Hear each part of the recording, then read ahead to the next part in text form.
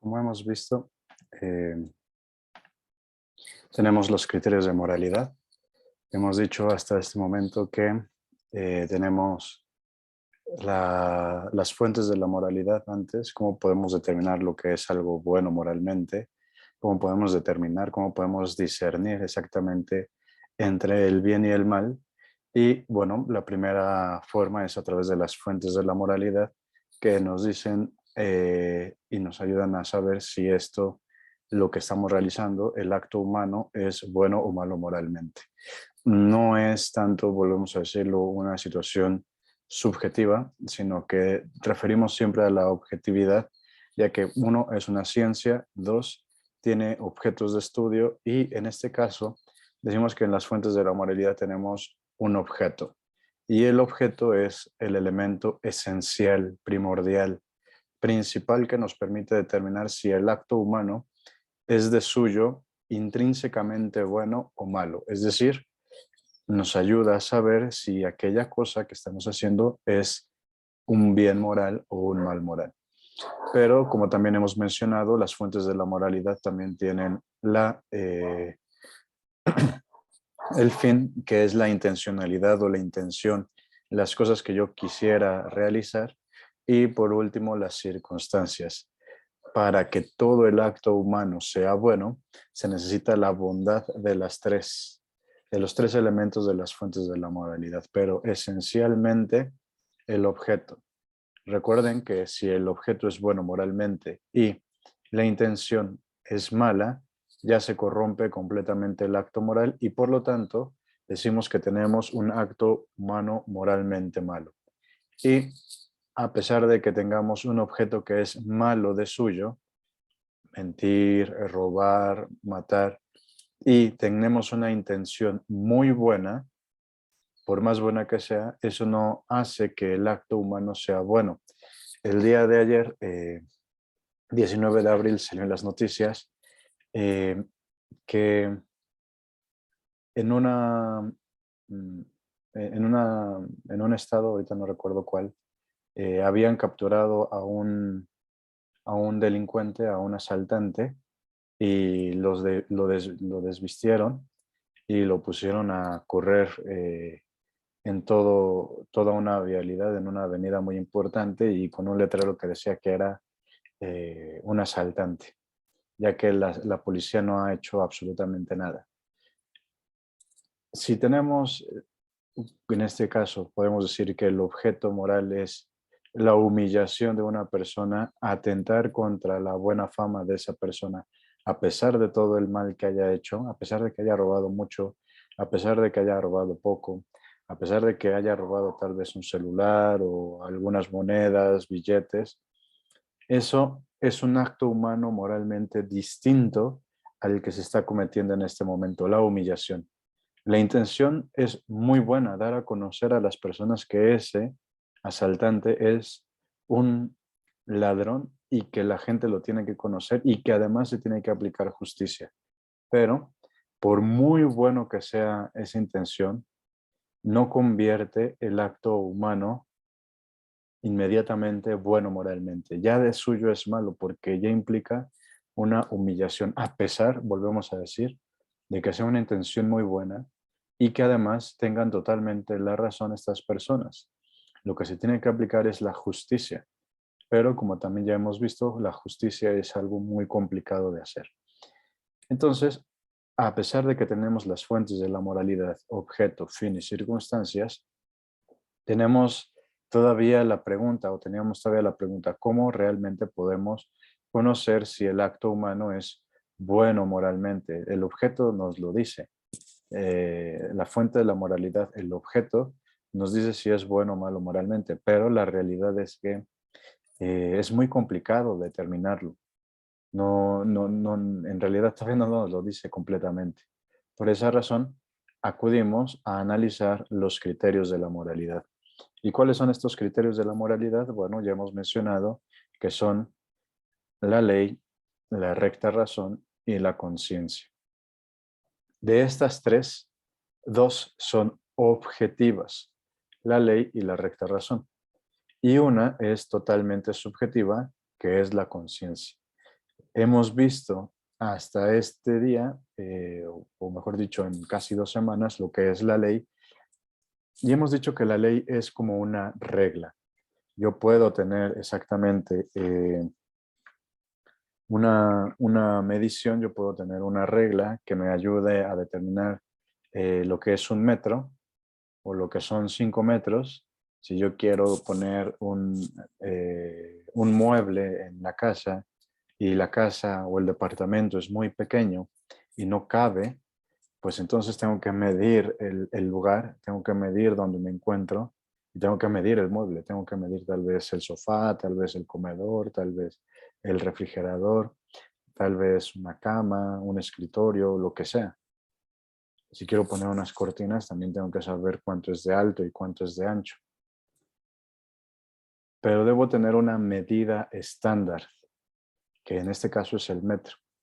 O tengo que tener la medida de la hora o los minutos para poder saber cuánto duran ciertas acciones. O si quiero saber la velocidad de un móvil, pues tengo que saber tanto la distancia, aquí podemos utilizar el metro, la pulgada, la yarda, etcétera.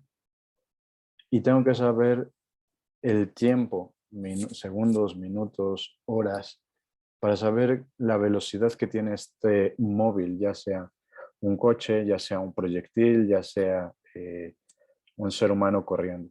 Entonces, tengo una regla, tengo algo que me permite poder medir. Y así de igual manera es la ley. Es algo, es una regla que nos permite medir.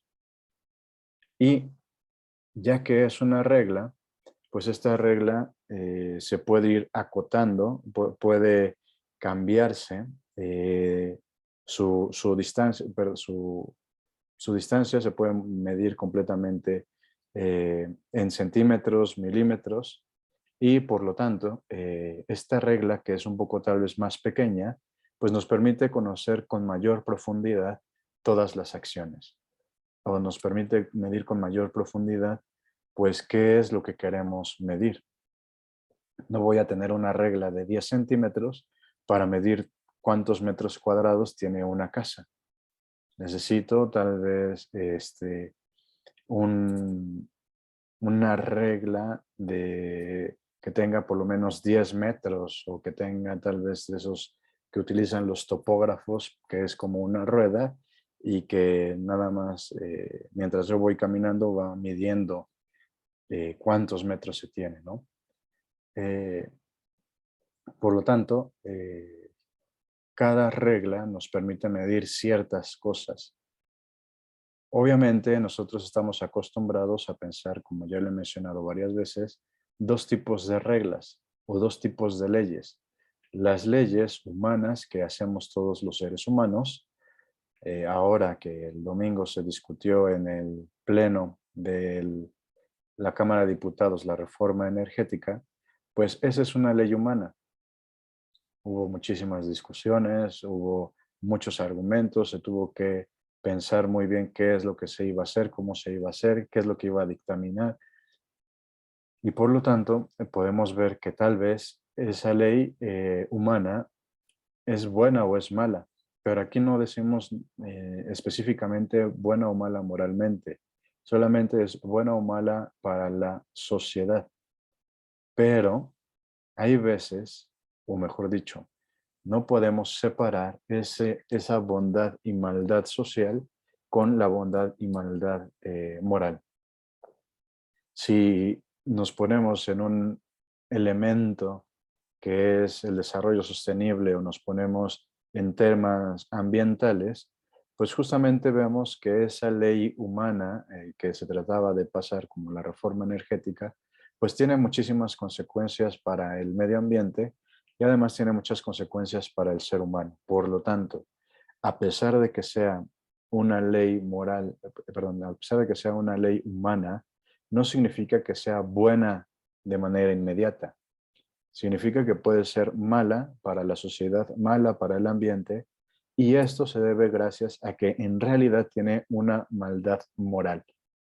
¿Y cómo podemos saberlo? Bueno, pues porque justamente hay diferentes tipos de leyes. Hay una ley que es la que nos ayuda a medir absolutamente todas las cosas y que dependiendo de lo que querramos medir, pues es como vamos a ir acotando esta ley.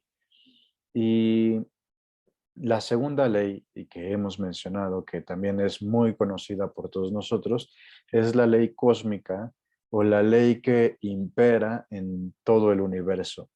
La ley de la gravitación universal, la ley del electromagnetismo, o también podríamos hablar de las fuerzas, la fuerza de la gravitación, la fuerza del electromagnetismo, la fuerza nuclear fuerte y la fuerza nuclear débil. Y gracias a estas fuerzas, pues nosotros podemos ir interpretando con nuestra inteligencia esas leyes que rigen a todo el universo. Como lo he mencionado, no es que Isaac Newton, Einstein, Wolfgang Pauli, Higgs y todos los demás científicos que se nos puedan ocurrir hayan dicho, bueno, a partir de ese momento existe esta ley y por lo tanto va a imperar a todo el universo, sino más bien ya imperaba a todo el universo, solamente que nuestra inteligencia, por ser muy limitada, va conociendo gradualmente, poco a poco. Y por lo tanto, nosotros desde que estamos en secundaria, pues vamos aprendiendo muchísimas leyes cósmicas o leyes que imperan en el universo. Vamos haciéndolos de manera muy matemática y a partir de ello entonces vamos interpretando qué es lo que sucede. Por esa razón, si yo quiero saber a qué velocidad voy, o mejor dicho, si yo quiero saber cuánto tiempo voy a tardar en llegar de un punto A a un punto B, pues también puedo aplicar la misma fórmula de la velocidad para poder saber en cuánto tiempo tengo que llegar. Solamente tendría que hacer el despeje matemático, ¿no? Pero estas dos leyes, una, la ley humana es la que nosotros como seres humanos, o la ley positiva es la que nosotros como seres humanos redactamos, se pone a discusión, mientras que en este caso la ley cósmica, pues nadie se pone en esta discusión. Tal vez algunos científicos podrían decir, bueno, la interpretación matemática o la formulación o las teorías pues en realidad no concuerdan con la realidad, no concuerdan con lo que realmente sucede y se va perfeccionando el conocimiento. Es algo objetivo, solamente que en este caso nosotros como seres humanos nos equivocamos en la redacción de estos principios o en la redacción de estas leyes o en la interpretación teórica de lo que realmente sucede. Pero las otras dos leyes, la ley moral natural o la ley natural y la ley eterna, son las que nos permiten, por lo tanto, conocer con mayor objetividad lo que nos interesa, que en este caso es la situación de la moralidad, del bien y del mal moral. ¿Cómo sabemos que realmente esa ley que trataron de pasar el domingo en la Cámara de Diputados es buena o mala moralmente? Bueno, porque hay una ley que es conocida como la ley moral natural. Y esta ley moral natural, también ya lo hemos mencionado, pues se tiene su fundamento y su base en la ley eterna. ¿Y qué es la ley eterna? Bueno, la ley eterna es la razón divina que pone orden en todo el cosmos, pone orden en todas las realidades. Solamente que pues hay algunas realidades que no tienen inteligencia y voluntad y que por lo tanto no entran dentro de la moralidad. Si nos ponemos a pensar de forma burda que el meteorito que acabó con los dinosaurios, pues obviamente no aparece para el meteorito, no matarás. Oye, no manches, o sea, mataste millones de dinosaurios, por lo tanto, el meteorito tiene que ser castigado. Obviamente no, es una tontería, porque no tiene inteligencia, es decir, no tiene de alguna forma creencias, no tiene una intencionalidad y la voluntad tampoco la tiene, es decir, que quiere. No es que desde el universo, el meteorito haya visto que en el planeta Tierra había un modo de ser, un modo de existir, un modo de vivir que era la de los dinosaurios y dijo, hoy me cayeron mal y por lo tanto los hayan matado, ¿no? Sino Eh, la ley moral solamente aplica a seres que tienen inteligencia y voluntad. Volvemos a otro caso muy tonto. Eh, tenemos la misma ley, no matarás, pero pues vemos que los animales carnívoros pues son despiadados, sacan sus garras, destripan y con sus fauces comen a otros animales, ¿no? El león o la leona o los cachorros de león pues salen para cazar, se comen a otros animales eh, que tal vez pues nada deben ni nada temen y por lo tanto pues se los comen, ¿no? Los destripan.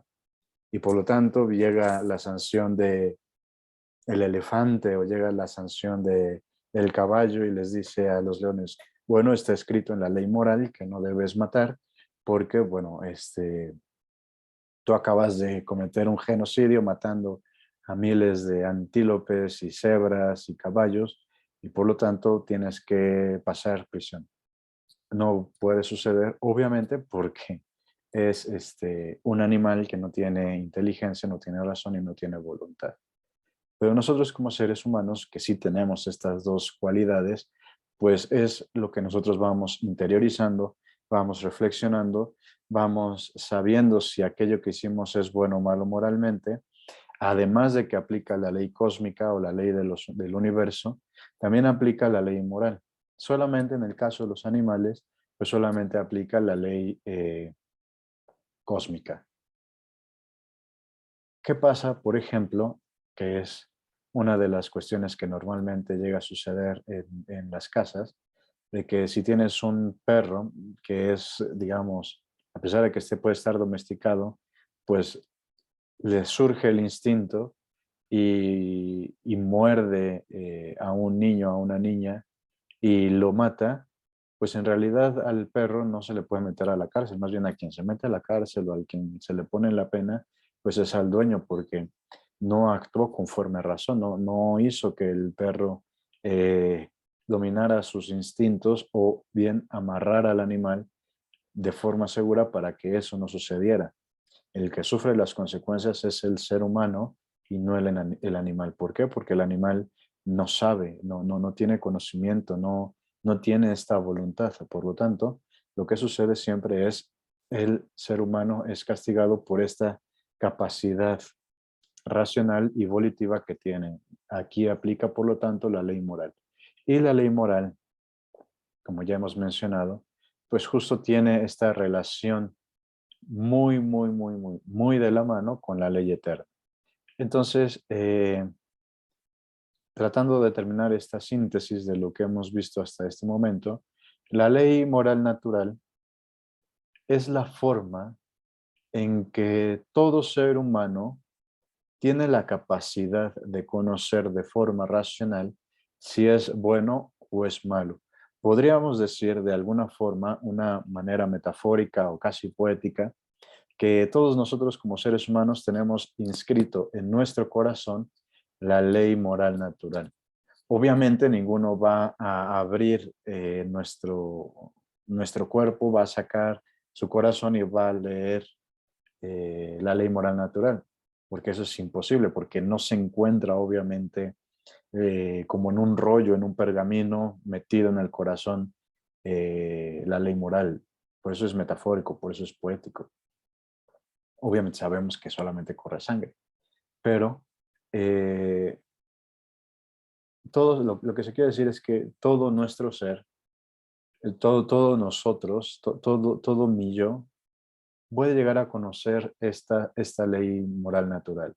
Lo conocemos gracias a que utilizamos nuestra razón, a que podemos leer de alguna forma todos estos elementos inmateriales que no se encuentran escritos de manera material, a menos que nosotros como seres humanos, cuando vayamos leyendo la ley moral natural, vayamos redactando leyes humanas para poder tener una mejor convivencia, para que nosotros podamos seguir existiendo y que además podamos, por lo tanto, trabajar en conjunto y seguir y perseguir nuestros propios bienes y perseguir el bien también de las demás personas. Es decir, si ustedes recuerdan, el inicio de todas las clases fue cómo podemos, por lo tanto, saber cuál es el elemento de la moralidad. Yo les decía que el amor es lo que nos permite trabajar por el bien de la otra persona. Y cuando yo trabajo en muchas ocasiones por el bien de la otra persona, por lo tanto también el bien, mi propio bien, también se va acrecentando. Mientras se acrecienta el bien de la otra persona o consigo el bien de la otra persona, también mi propio bien va creciendo. Eh, y bueno, de esa manera habíamos mencionado que la ley moral natural nos permite discernir entre haz el bien y evita el mal, que se conoce como sindéresis. Pero pues esta sindéresis o lo que dice este principio, haz el bien y evita el mal, sigue siendo muy, muy, muy, muy general. Por eso lo que hace la ley moral natural es tener los primeros preceptos y los segundos preceptos. Los primeros preceptos están determinados gracias a estos elementos que nos constituyen a nosotros como seres humanos. ¿Y qué es lo que nos constituye a nosotros como seres humanos? Pues que también tenemos elementos minerales, es decir, tenemos ADN, tenemos algunos elementos químicos, tenemos tal vez muchísimo hierro, tal vez tenemos muchísima agua, tenemos muchos elementos químicos, por lo tanto tenemos unos elementos minerales. Pero además de esos elementos minerales, pues también tenemos nuestra propia vida vegetal, vamos a decirlo así, no es que seamos vegetales, sino que más bien tenemos las facultades que también tienen los vegetales, que es nacer, nutrirse, crecer, reproducirse y también morir. Por lo tanto, a partir de estos elementos, específicamente de los elementos de la vida vegetal, vida animal y vida racional, pues empiezan a determinarse o poder determinar cuáles son las acciones que nosotros debemos hacer para conseguir el bien. Si yo quiero preservar mi vida, volvemos al ejemplo vegetal, pues por lo tanto yo tengo que subsistir, yo tengo que aferrarme a la vida. Es algo muy instintivo. Si en algún momento has pasado por estas situaciones de que tal vez te atropella un coche, inmediatamente todo el instinto que tenemos es de supervivencia. Tratas de que no mueras. O si no has comido o si tienes mucho frío, si te da hipotermia, por lo tanto, todo el organismo trata de sobrevivir. ¿Por qué? Porque justamente está inscrito en la ley moral natural. Tal vez no lo podamos conocer, digamos, de manera fácil y rápida, sino que más bien lo vamos intuyendo. Si tenemos que sobrevivir, que esos es los primeros preceptos, por lo tanto tenemos que pasar a los segundos preceptos. Si no quiero morir de hipotermia, por lo tanto tengo que tener algo que me pueda vestir y me pueda cubrir del frío. Si no quiero morir de inanición, pues tengo que tomar agua, tengo que comer, tengo que nutrirme. Ahí hay unos segundos preceptos. Oye, pero si te das cuenta, hay personas que no tienen acceso a la canasta básica y no pueden comer bien. Y por lo tanto, a partir de estos segundos preceptos, se pueden ir infiriendo más elementos. ¿Qué cosas se necesita para que un ser humano se pueda nutrir bien y no sufra, por ejemplo, de anemia? Porque la anemia atenta contra la salud de la persona y por lo tanto lo que dice la sindéresis hace el bien, evita el mal es hacer el bien y el primer precepto dice que nosotros tenemos que sobrevivir o tenemos que cuidar y preservar de esta vida y el segundo precepto de la ley moral dice que tenemos que comer, pero pues obviamente no comemos papel, obviamente no comemos pasto, tenemos que nutrirnos la vida vegetal tiene como proceso la nutrición. Por lo tanto, a partir de estos elementos de los tipos de vida, nosotros podemos ir comprendiendo qué cosas son necesarias para nuestra supervivencia o para nuestro mejoramiento.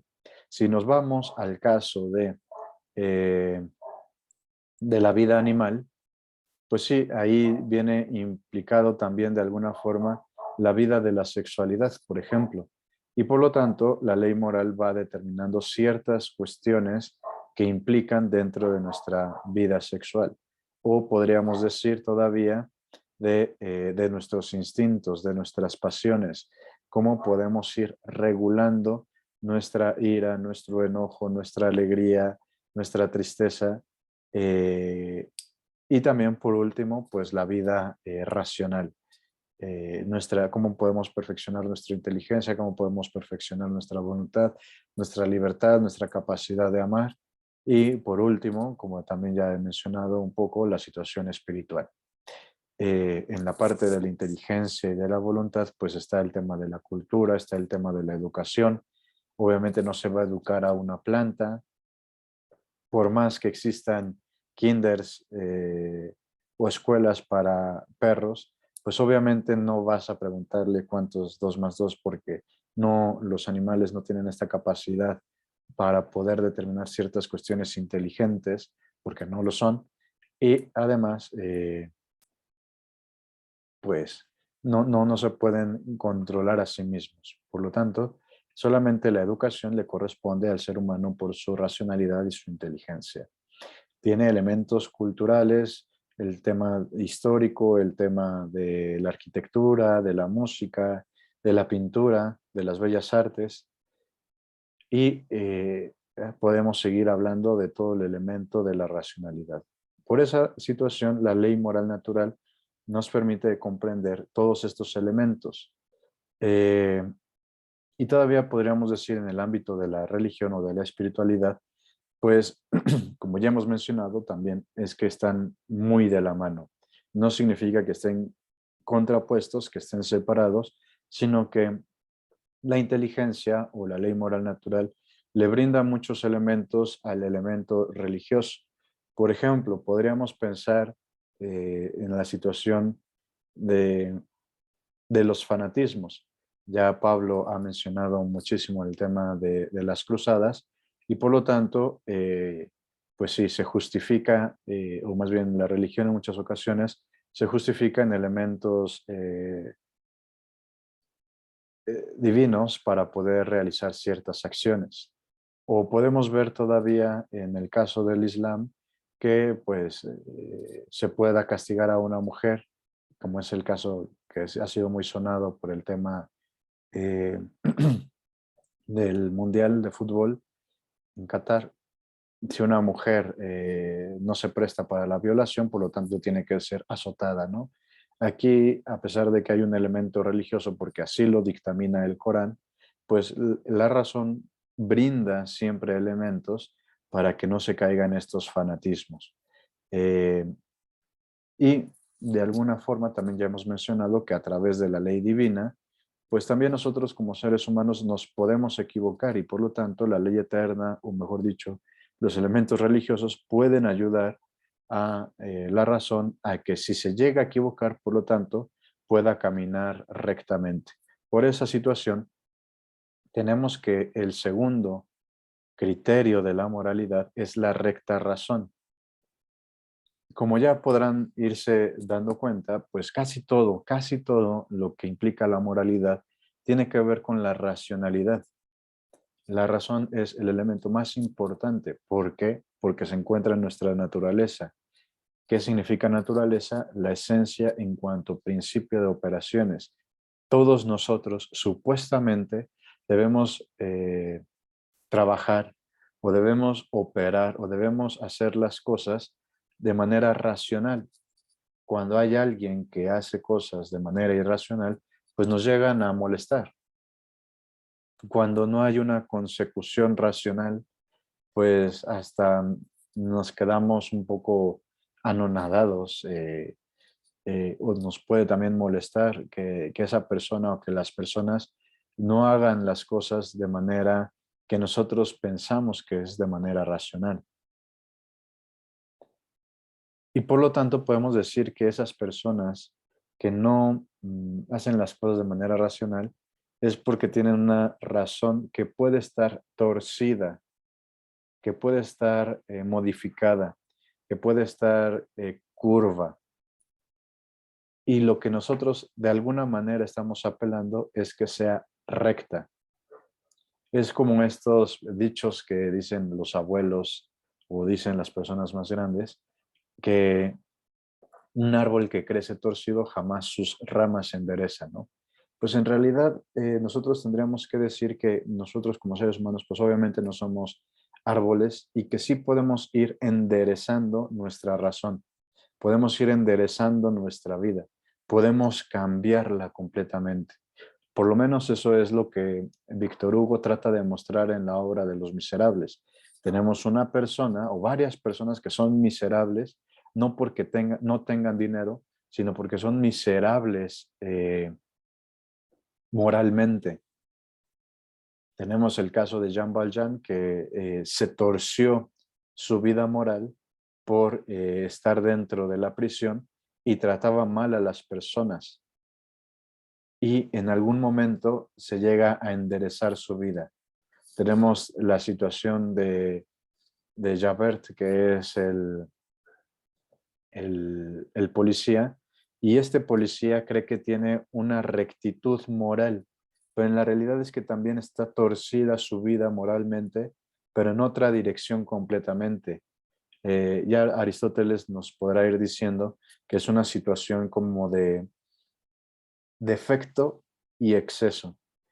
Creo que las dos figuras de Valjean y Javert nos muestran por parte de Valjean el defecto y por parte de Javert el exceso. Hay una, un exceso en la rectitud, como las personas que dicen que son súper cuadradas, que no te puedes desviar ni siquiera un milímetro, porque si no ya estás completamente equivocado. Bueno, pues en realidad estas dos figuras muestran cómo está torcida su vida moral, pero debemos encontrar una rectitud que sea sana. La moralidad lo que busca es que mientras más nuestra vida tenga esta rectitud, nosotros podamos alcanzar esta plenitud de vida.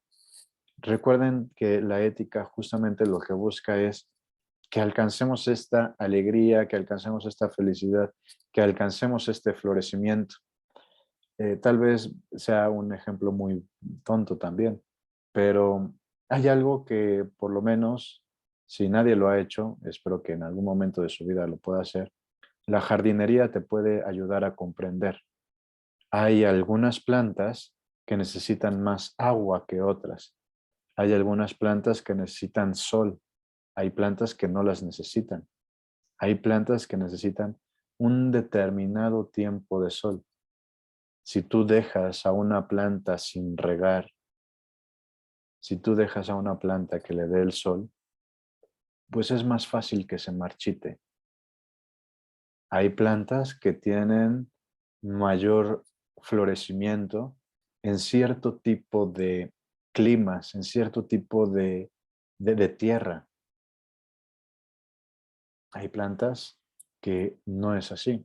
Ya que estamos aquí en Querétaro, pues podemos ver justamente cómo los viñedos, pues la riqueza de los nutrientes de la tierra, el tipo de clima que hace muchísimo calor y que además debe tener como un sistema de goteo, pues hace que florezca y que den buenas uvas para poder tener mejores vinos. Si yo plantara una vid, un racimo de uvas en Ciudad de México, se me moriría. O tal vez podría dar uvas, pero no serían las mejores uvas. Ahora que salí de vacaciones, pues justamente las, las plantas no fueron regadas y al regresar ya están todas marchitas. Necesitan cuidado, necesitan tiempo, necesitan agua, necesitan buena tierra. nosotros como seres humanos también necesitamos cierto tipo de climas, o mejor dicho, necesitamos cierto tipo de ethos, necesitamos cierto tipo de costumbres, necesitamos rodearnos de ciertas personas, de ciertas maneras de vivir para que nosotros vayamos siendo mejores personas. Necesitamos también que de alguna forma pues nos rieguen, que nos apapachen, que nos quieran, que nos digan que nos quieren, que nos muestren afecto. Obviamente ningún ser humano, ninguno de nosotros quiere vivir que nos estén insultando, que nos estén menospreciando, que nos estén humillando, que nos estén golpeando, eh, que nos digan que no servimos para absolutamente nada, porque eso pues justamente va marchitando la vida de la persona, va acabando con la vida, va haciendo que la persona se sienta cada vez peor y por lo tanto la vida moral de esa persona va a cambiar. Es un poco otra vez lo que sucede en el caso de ese personaje de Víctor Hugo, Jean Valjean, que es tratado como si fuera lo peor, como una escoria, lo que no sirve para absolutamente nada. Y la persona se lo va creyendo a sí mismo y por lo tanto hace que se sienta mal y al sentirse mal, pues va tratando mal a las demás personas. Va acabando con el ethos. Y bueno, por lo tanto, lo volvemos a lo mismo. Está esta recta razón que hace que nosotros tratemos de no desviarnos. Hay veces que nos desviamos demasiado con nuestra razón, específicamente en el tema de la moralidad. Eh, y la definición que aquí aparece de la recta razón dice que es la regla homogénea y próxima de las acciones voluntarias. ¿Qué significa esto? Bueno, que si tenemos por una parte la ley también es una regla, como hemos dicho, es homogénea, pero sinceramente la ley no está próxima a nosotros, sino que está como muy alejada de nuestra vida y de nuestras acciones voluntarias. ¿Qué es la ley? Bueno, pues aquí no podríamos, digamos, a pesar de que ya tenemos toda la definición, pues nos cuesta muchísimo trabajo la definición, porque está como que muy alejada de nuestras vidas, muy alejada la ley de todas las acciones que nosotros realizamos. Mientras que lo más próximo a mí, pues es mi razón. Todo el tiempo estoy pensando, todo el tiempo estoy razonando. Cuando se me presenta un dilema moral, pues todo el tiempo estoy tratando de pensar cómo lo voy a resolver. ¿Voy a decir la mentira o no la voy a decir? ¿Cómo voy a decir la mentira? ¿Si va a ser muy grande la mentira o va a ser muy pequeña? Ahí está, digamos, de alguna forma más próxima mi razón, pero es una regla. Recuerden otra vez la definición de ley. La ley es un ordenamiento de la razón y ya solamente por esa situación, por esa definición, vemos que de alguna forma la razón juega un papel importantísimo. La razón es muy próxima a mí porque yo soy un ser racional y por lo tanto puedo determinar ciertas acciones. Puedo determinar y discernir si es bueno o malo moralmente.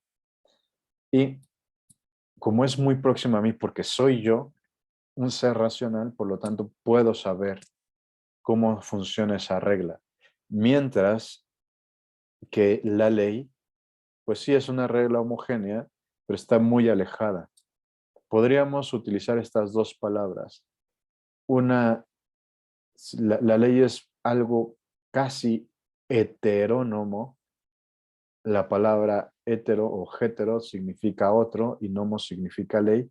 La ley es dada por otro y en este caso decimos que la recta razón nos ayuda a tener una vida autónoma. Autos, que significa por uno mismo, por sí mismo, él mismo, ella misma, y nomos ley. Entonces, la ley, o mejor dicho, la autonomía significa que las leyes yo las puedo conocer por mí mismo o de alguna forma, vamos a ponerlo entre comillas, me las puedo dar por mí mismo. Las leyes me las puedo dar por mí mismo. Mientras que la ley moral natural y la ley eterna parece ser que es dada por otra razón. Si nos ponemos en otra forma metafóricamente, pues podemos encontrarnos en nuestra casa, en la casa de nuestros padres, y nuestros padres dicen, mi casa, mis leyes. Es decir, las leyes de la casa son dadas por otros. ¿Quiénes son los otros? Pues mis papás. Mi papá y mi mamá me dicen, aquí a esta casa llegas a esta hora. Aquí en esta casa tú tienes que ayudar con tal, tal, tal y tal cosa. Pero si yo me voy a vivir solo, si yo vivo solo, por lo tanto, parece ser que yo me puedo dar ahora las leyes. Bueno, en la casa de mis padres decían que no puedo llegar después de la 1 de la mañana, pero aquí puedo llegar hasta las 5 de la mañana porque yo mismo me doy las leyes. Allá en la casa decían que yo tenía que hacer esto, esto, esto y esto, pero aquí en mi casa yo puedo hacer todo lo contrario. Por lo tanto, vemos cómo parece ser de alguna manera análoga o metafóricamente que la ley eterna y la ley moral natural proviene de otro, de otra razón, de otro ser racional, que me dice cómo tengo que vivir las cosas. Pero yo con mi recta razón, siempre y cuando sea recta, es decir, que no vaya inclinándose a un lado de la balanza, una u otra, o que se vaya curveando, pues justamente eh, la razón me permite, por lo tanto, determinar este tipo de cosas, ¿no? Eh, Tal vez, si ya alguno de ustedes vive solo, se podrá dar cuenta que las leyes de la casa de los padres tenían un sentido. Si tú llegas todos los días a las 5 de la mañana porque te fuiste de fiesta, de parranda, de farra, y al día siguiente tienes clase a las 7 de la mañana y te vas de fiesta lunes, martes, miércoles, jueves, viernes, sábado, domingo, pues no rindes, te acabas, te estás consumiendo. Tal vez ahorita también por la edad, eh, pueden soportar tal vez la cruda, ¿no? Del día siguiente. Pero mientras más va pasando el tiempo, se van dando cuenta que pues la fiesta, a pesar de que sí es muy buena, pues ya no tienes que estar yendo de lunes a domingo, sino tal vez te vas el viernes con tus amigos y ya es el único día que te fuiste de fiesta, o una vez a la semana te vas de fiesta. O hay veces que te invitan a la fiesta, les va a ir pasando mientras más vayan creciendo, que ya no te dan ganas de salir y te dan ganas más de quedarte en tu casa. Y así vas comprendiendo las leyes eh, que existían en la casa de tus padres. ¿Por qué? Porque tienen una razón de ser, porque hay una rectitud en la razón.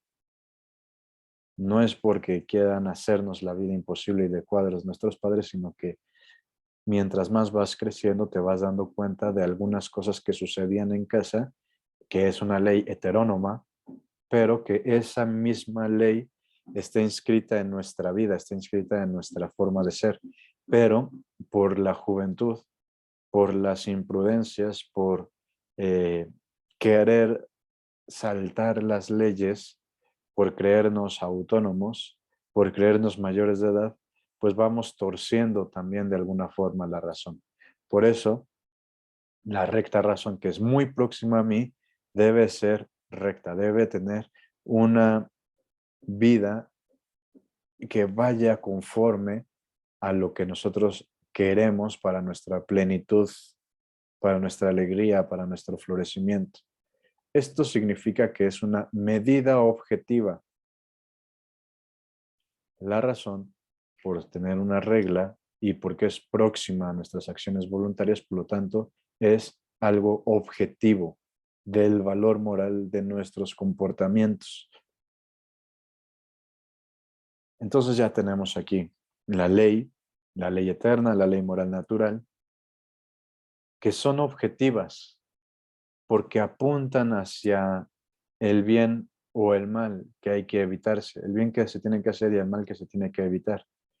Mientras que la recta razón también es objetiva porque es esta regla que vamos como intuyendo rápidamente con nuestra razón para nuestros comportamientos, es más cercana a nosotros. La recta razón es lo que la razón humana dictamina de suyo acerca de una acción, mientras que la ley nos dice, haz el bien y evita el mal, y tienes estos primeros preceptos, tienes estos segundos preceptos, eh, la recta razón hace el juicio inmediatamente, hace un dictamen. Volvemos otra vez a la palabra criterio, criba, separa, dictamina. Pero ¿qué dictamina exactamente? La acción que estamos a punto de realizar, que estamos realizando o que ya realizamos. Es decir, nuestra razón, si es recta, dictamina de las acciones pasadas, presentes y futuras. No es algo solamente que suceda eh, antes de realizar la acción, es decir, una acción futura, sino que también en el preciso instante está dictaminando. Hay veces que cuando uno está realizando un acto moralmente malo, la razón inmediatamente interviene y trata de resolver el problema moral, trata de discernir, de dictaminar y está tratando de decir, oye, realmente esto sí es malo. O ya con la simple pregunta, y esto es bastante interesante y bastante importante, si en algún momento yo, cuando estoy a punto de realizar una acción o cuando estoy realizando la acción, me pregunto, ¿esta acción que estoy por realizar es mala moralmente o es malo? Ya de suyo, la razón dice sí, sí es malo, porque si no fuera malo, por lo tanto no nos preguntaríamos de esta acción. Por lo tanto, si nuestra razón es recta, nos va a poder ayudar a hacer estos dictámenes de la moralidad. ¿Por qué? Porque como dice todavía en esta definición, es la recta razón, es el dictamen obtenido, es decir, el resultado de ese juicio cuando la razón procede correctamente, es decir, sin error de razonamiento, según las leyes, los principios y los fines que son propios de la razón moral en cuanto tal, sin interferencias ni presiones de ningún tipo. Esta definición es bastante interesante porque lo que está diciendo es que mi razón está tratando de interpretar la ley eterna y la ley moral, los principios, es decir, la sindéresis, hace el bien, evita el mal, y los fines que son propios. ¿Cuál es el fin propio de la razón moral? Bueno, pues que hagamos el bien, que seamos felices y por último alcanzar la beatitud o la visión cara a cara de este ser supremo que llamamos Dios. Pero lo que dice aquí es sin error de razonamiento.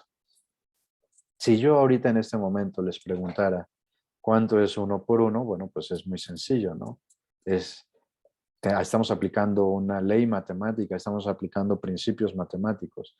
Si yo les dijera cuánto es 2 por 2, bueno, pues también estamos aplicando leyes y principios de la matemática y es muy sencillo y por lo tanto no nos equivocamos.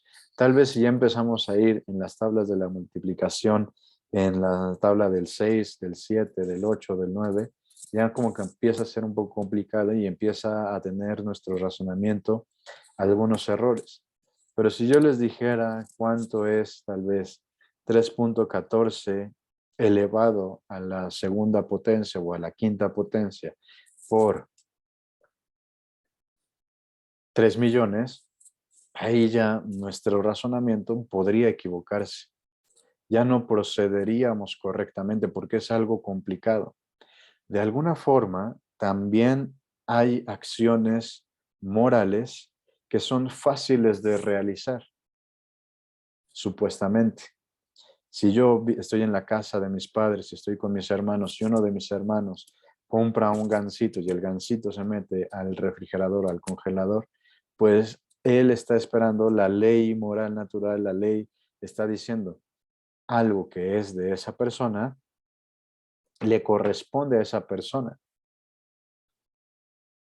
Pero también hay otra ley que dice que si las cosas que están en el refrigerador es de todos, por lo tanto, si aparece un gansito en el congelador, pues el gansito es de todos, por lo tanto, cualquiera que vea el gansito se lo puede comer. Y tal vez mi hermano, cuando ve que ya me comí el gansito, pues se puede enojar porque justamente él está interpretando la parte de la ley, la parte de los principios que dice, no robarás.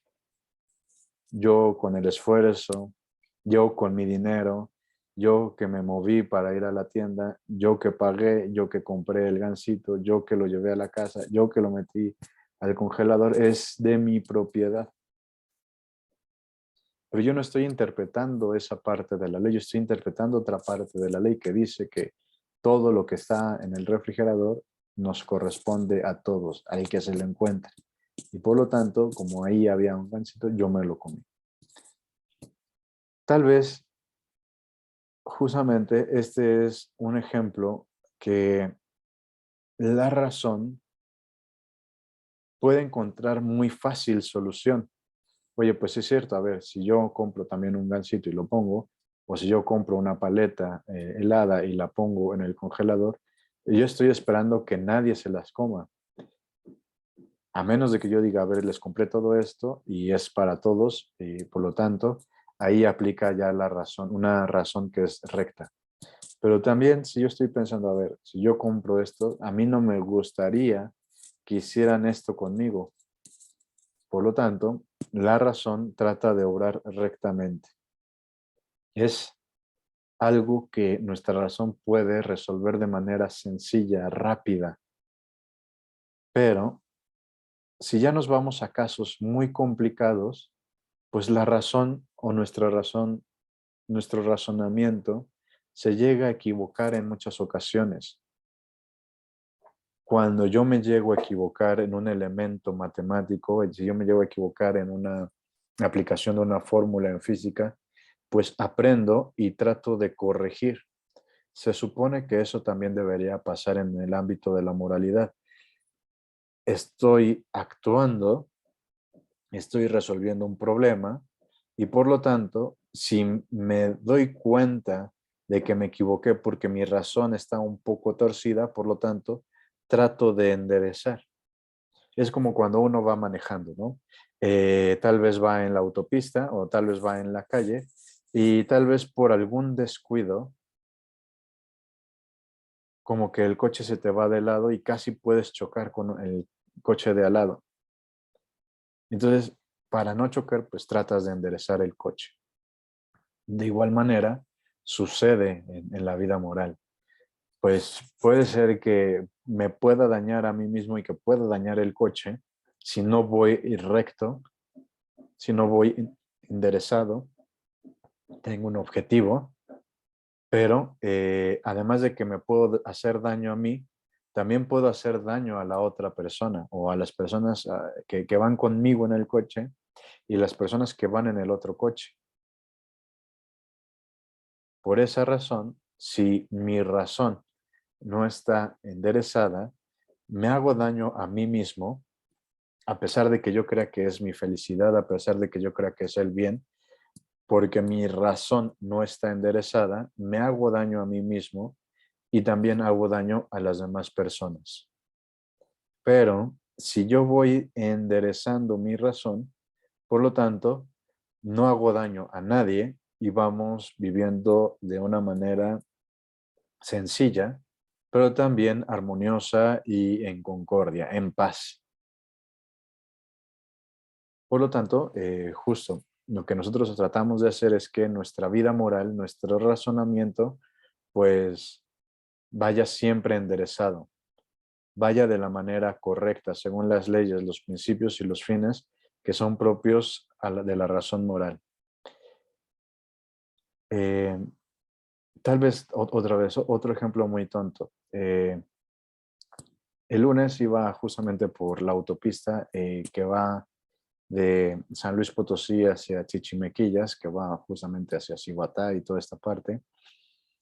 Y no sé si han visto, pero justo para poder ir hacia esta parte de Chichimequillas o hacia Cihuatá, pues pasas esta caseta y hay como una curva o un puente curvo para poder llegar hacia esta parte de Cihuatá.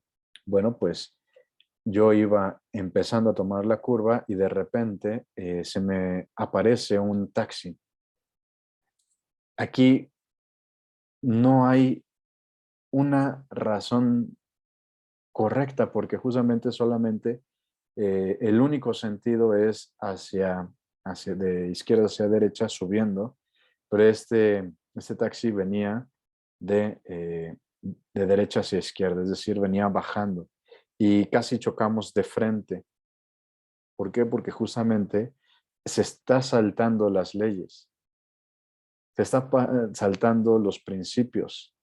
Es decir, se supone que cuando tú vas manejando no estás esperando a que alguien venga en sentido contrario.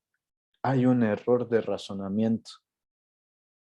Por lo tanto, lo que nosotros tratamos de hacer siempre en toda nuestra vida no es toparnos, no es chocar con la otra gente.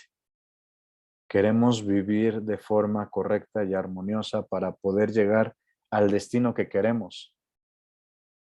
¿Y cuál es ese destino? Bueno, pues justamente la felicidad. Si yo hubiera también saltado el principio o la ley que dice que no debías ir a más de 40 kilómetros, si hubiera ido a 80, no hubiera frenado y no hubiera visto y nos hubiéramos estampado, obviamente. En este caso, a pesar de que el taxi tenía la culpa porque no se debería ir así, también yo tengo culpa porque en este caso, pues también estoy saltando las leyes. No se debe ir de esa manera. Y por lo tanto, la recta razón es lo que nos permite alcanzar nuestro objetivo. Creo que esa es la pregunta que todo ser humano tiene en toda su vida. ¿Para qué nació? ¿Cuál es el objetivo de su vida? ¿Qué es lo que quiere realizar? Y hay veces que por el ethos, por las costumbres, por la gente que nos relacionamos, pues nuestra razón está totalmente equivocada, torcida.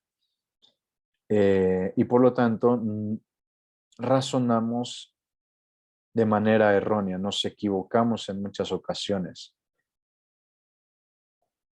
Pero, por último, en esta definición dice, sin interferencias ni presiones de ningún tipo.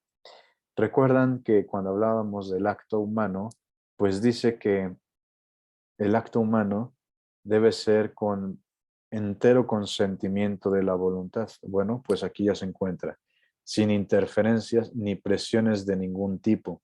Hay veces que cuando yo llego a tener una presión social, cuando yo tengo una presión por otra persona, pues en muchas ocasiones yo me equivoco, mi razón se llega a equivocar.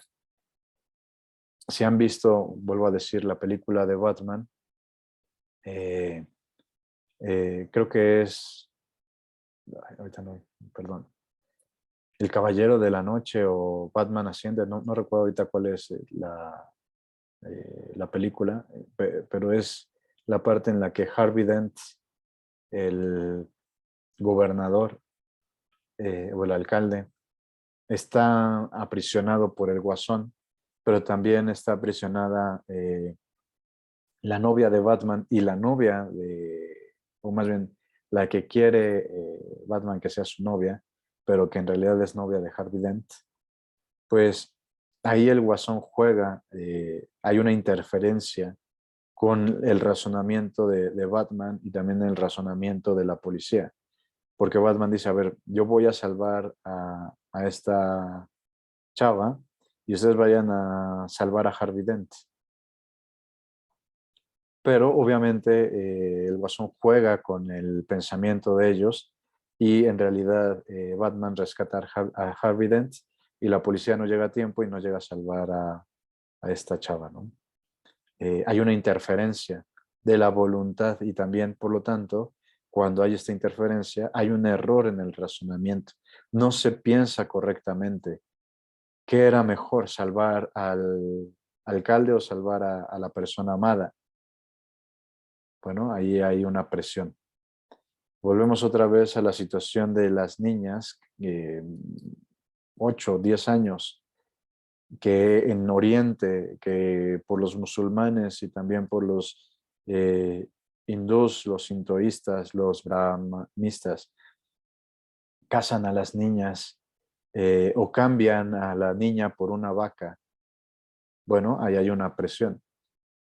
La niña se siente presionada por la familia, se siente presionada específicamente por el papá y por lo tanto hay un error de razonamiento, no ha pensado correctamente y además la niña, porque está muy chiquita, no tiene un pleno conocimiento de la inteligencia y además está presionada por la familia, por la sociedad, por la cultura, por la religión, por lo tanto no tiene una recta razón, no hay un buen dictamen entre qué es el bien y qué es el mal y por lo tanto esa acción del matrimonio está completamente equivocada. No se puede casar a una niña en todas estas circunstancias. Hay demasiadas presiones. Además, justo tal vez ya no es tan común, pero las mujeres que no se casaban a los 15 años o a los 18 o a los 20 o a los 22 o a los 25, pues eran considerados solteronas, ¿no? Hay una presión social, hay una presión también de la familia. Por lo tanto, no se puede pensar correctamente. La recta razón es, podemos decir, la razón práctica. Volvemos otra vez a las distinciones. Tenemos una razón teórica. Todo lo que estamos haciendo ahorita es una razón teórica. Lo que nosotros normalmente hacemos de tratar de comprender tal vez las teorías, por ejemplo, la teoría de la evolución, la teoría del Big Bang, eso lo hace la razón teórica. La razón práctica, las cosas que realizamos en el instante, tal vez podríamos decir de manera manual. No necesariamente es manual porque mentir no utilizo las manos. Estafar a la persona tampoco necesariamente utilizo las manos. Son las acciones que realizamos más sencillamente. La razón práctica que obra según su legalidad propia, es decir, su propia ley, o si se prefiere, es la razón práctica que puede reconocerse enteramente a sí misma, tanto en su modo de proceder como en sus principios y en sus conclusiones. Esta parte también lo que quiere decir es cómo se reconoce a sí misma la razón práctica. Y gracias a esta situación es lo que complica todo el elemento del juicio ético. Todo el tema de la moralidad, todo el tema de la ética, por esta definición, es lo más difícil para poder estudiar. Porque cada uno piensa de manera distinta. Cada uno tiene su razón y trata de alcanzar una rectitud en su razón. Cada uno piensa las cosas de manera distinta. Y porque cada uno de nosotros es único e irrepetible, cada una de nuestras acciones es única e irrepetible. Porque todo el tiempo estamos tratando de alcanzar esta rectitud. Queremos reconocer si esta razón práctica, si lo que estamos haciendo es buena en sí misma, es recta en sí misma, sigue las leyes, los principios y los fines que son propios. También trata de conocer si los principios que tenemos cada uno de nosotros es conforme a la ley, conforme a los principios, conforme a los fines. Y en sus conclusiones, en las acciones que hacemos, si son rectas en cuanto a las leyes, los principios y los fines. Es decir, la razón misma, el proceder, los principios y las conclusiones es lo que tratamos de decir cuando una persona es congruente o no es congruente. Tú dices que se debe hacer esto, pero yo te he visto que has hecho todo lo contrario. Tú dices que te preocupa el medio ambiente, tal vez podemos decir ahorita el tema del litio, pero yo he visto cómo tratas de explotar la tierra consumiéndola a través de la gasolina, utilizando solamente productos de los yacimientos petrolíferos. He visto cómo tratas de construir refinerías en vez de apostar por energías limpias. He visto que estás deforestando toda la selva en la península de Yucatán. Tratamos de vivir en la congruencia entre lo que pensamos, por eso es razón práctica, y lo que hacemos, las conclusiones. Eso es muy común. La rectitud de la razón trata, o mejor dicho, la razón recta o la recta razón, trata de que se vayan empalmando, de que estas dos acciones, lo que pienso, mis creencias, mi forma de pensar, algunas personas dicen mi propia ideología, que también está totalmente equivocado, y mis acciones, cómo se van asimilando lo que pienso y lo que digo.